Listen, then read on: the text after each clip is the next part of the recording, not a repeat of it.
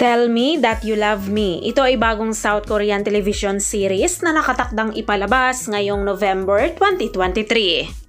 Ang Tell Me That You Love Me ay isang romance melodrama na hango sa 1995 Japanese series.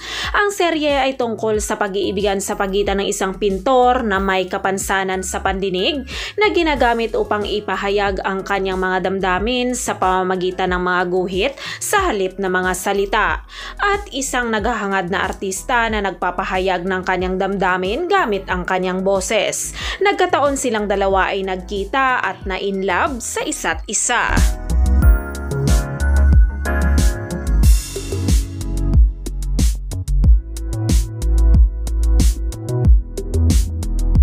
Si actor Jung Woo-sung ay gumanap bilang Cha Jin-woo, isang bingi na pintor na nawala ng pandinig noong siya ay bata pa at namumuhay sa isang liblib na buhay, ngunit nakakaramdam ng kalayaan sa sarili niyang tahimik na mundo at madaling pakisamahan sa kabila ng pagtatangis sa kanya.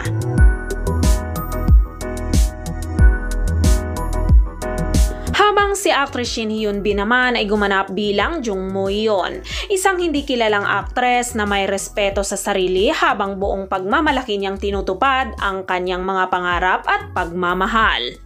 Ang Tell Me That You Love Me ay isang orihinal na drama ng Jenny TV at magiging available para sa streaming sa platform nito, gayon din sa Disney Plus sa mga piling rehiyon.